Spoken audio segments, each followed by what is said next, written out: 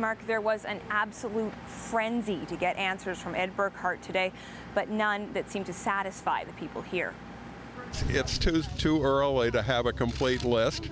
Ed Burkhart was just a few hundred meters from the place where one of his trains took so many lives. Overwhelmed by reporters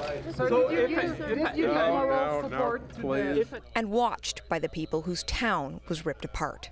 Am I a compassionate person? I feel absolutely awful about this. I'm devastated by what's occurred in this community. We are making an abject apology to the people in this town. It has my utmost sympathy, and personally I'm devastated by what happened here. I would feel the same way if something like this happened in my community. Beyond that, I don't know what to say. But at times it seemed he really didn't know what to say. Did you sleep last night or not? If you are tired enough, you'll sleep anywhere. Those listening seethed. How can you sleep? How can you sleep having 1%, over more of 1% of our population died in that crash? I'm unable to sleep.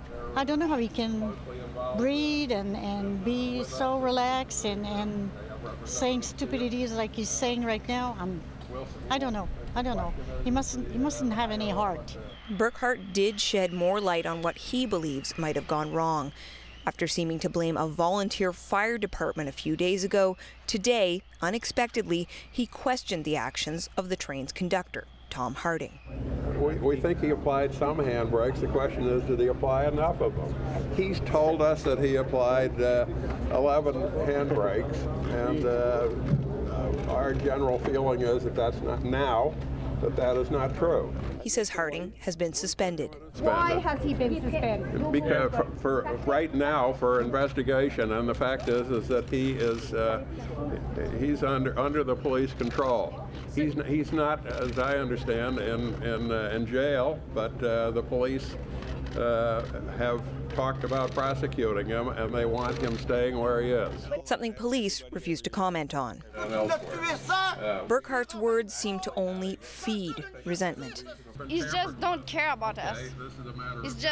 He's here because it's the images of his company. It's not because of here. He don't care about here. And although he said otherwise, no one here is convinced. How much are you worth? How much am I worth? A whole lot less than I was on Saturday. Now, that news conference ended when Burkhart was whisked away by police. Reporters are still shouting questions after him.